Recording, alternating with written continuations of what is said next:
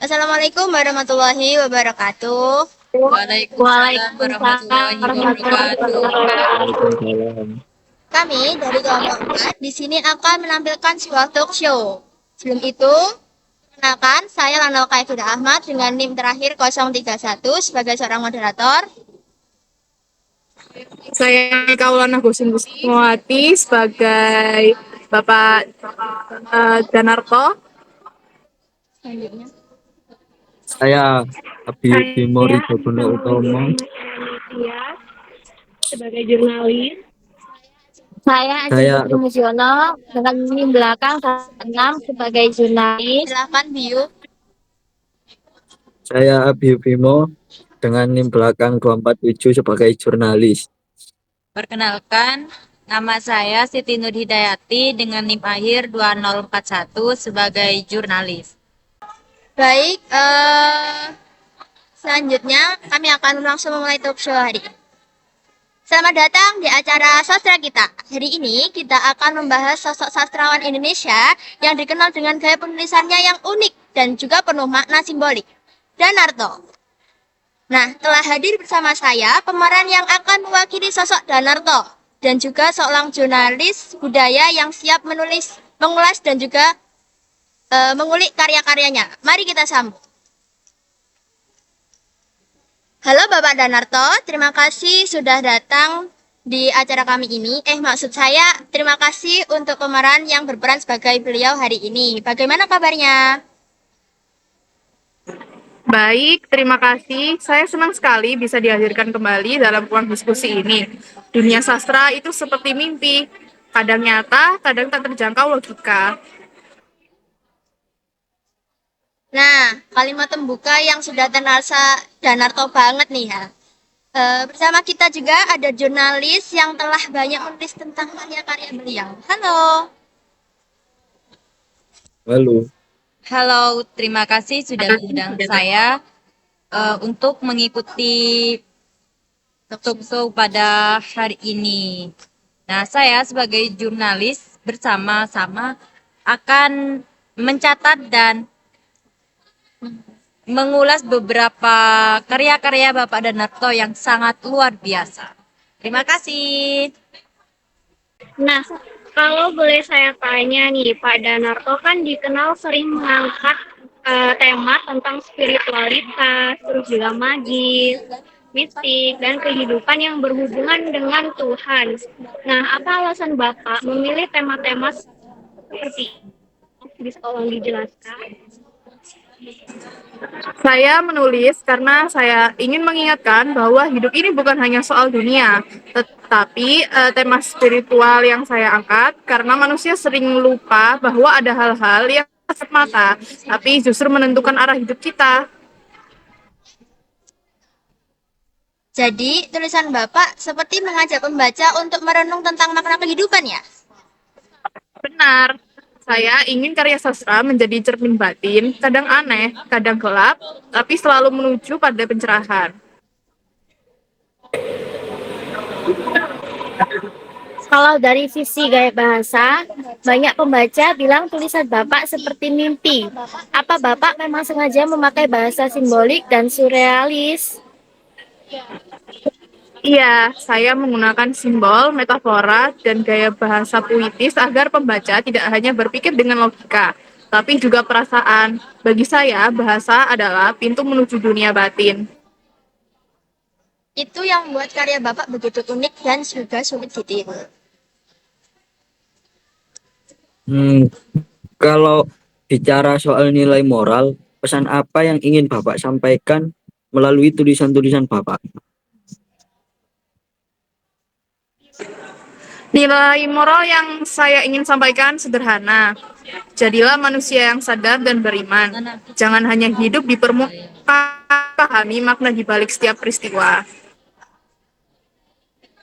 Nah, pesan yang sangat dalam. Jadi, pembaca itu juga diajak untuk tidak hanya menikmati cerita, tapi juga merenungi nilai-nilai hidupnya. Nah, selanjutnya dan satu hal lagi, Pak. Karya Bapak juga kental dengan nuansa budaya Jawa. Seberapa besar sih pengaruh budaya dalam tulisan karya Bapak itu sih?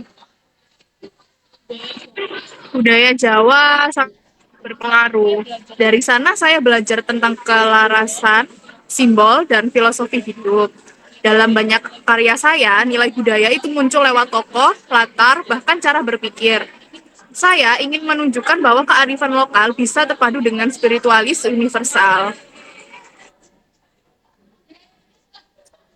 Wah, luar biasa sekali. Jadi dalam satu karya, ini pembaca bisa menemukan perpaduan antara imajinasi, budaya, dan juga nilai moral yang mendalam ya.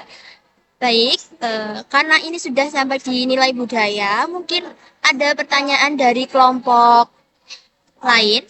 Dari kelompok 3, silakan. Kami persilakan untuk bertanya. Ya, silakan Mbak Hidayatul. Sebelumnya perkenalkan nama saya Hidayatul Uma dengan NIM akhir 130. Untuk pertanyaannya, apa yang dimaksud sama gaya bahasa sufisme? Nah, yang aku jawab. Baik, pertanyaan akan dijawab oleh Bapak Danarto ya.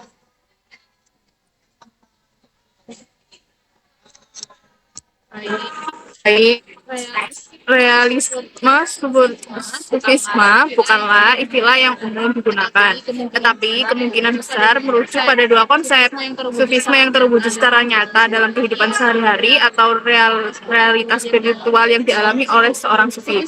Sufisme adalah mistisme Islam yang berfokus pada penyucian jiwa, pendekatan batin kepada Tuhan, dan kebahagiaan abadi. Istilah ini menggabungkan aspek sufisme dengan realisme, yang berarti bukan hanya teori, tetapi praktik yang terlihat dalam kehidupan nyata. Baik, apakah sudah terjawab?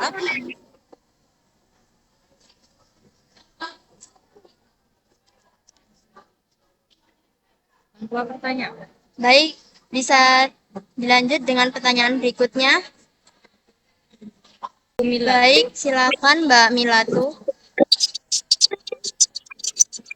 Baik, perkenalkan nama saya Salwa Azahro Koiria. Di sini saya mau tanya tentang kan tadi bahas tentang karya-karyanya kan ada goib dan lain-lain. Boleh minta tolong menurut Bapak pas Bapak menulis karya itu apa sih inspirasi Bapak dalam menulis karya goib ini? Inspirasinya dari mana Pak kalau boleh tahu? Baik, terima kasih. Pertanyaan akan kami tampung dulu ya. Baik, izin menjawab pertanyaannya. Inspirasi menulis God Love itu berasal dari pandangan dan cita-cita tentang mistisme, kehidupan batin, dan pencarian spiritual, terutama dari sudut pandang masyarakat Jawa dan pengaruh unsur-unsur sufistik. Karya ini menggabungkan ide-ide tentang perjuangan manusia melawan hawa nafsu dan penguatan batin untuk kembali ke Tuhan yang ia tuangkan melalui gaya cerita dan tokoh-tokoh yang unik dan tak biasa. Seperti itu.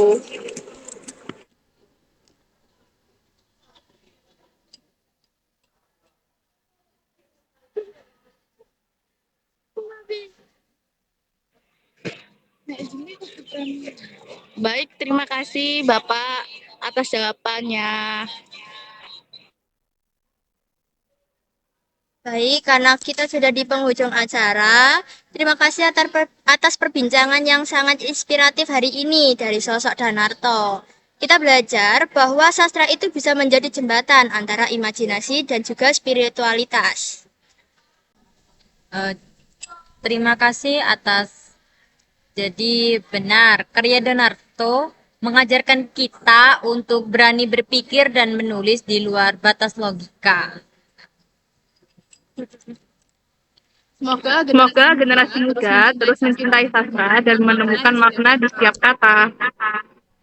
Terima kasih sudah menyaksikan. Sampai jumpa di talkshow berikutnya. Tetap berkaya dan terus berimajinasi. Wassalamualaikum warahmatullahi wabarakatuh. Waalaikumsalam warahmatullahi wabarakatuh.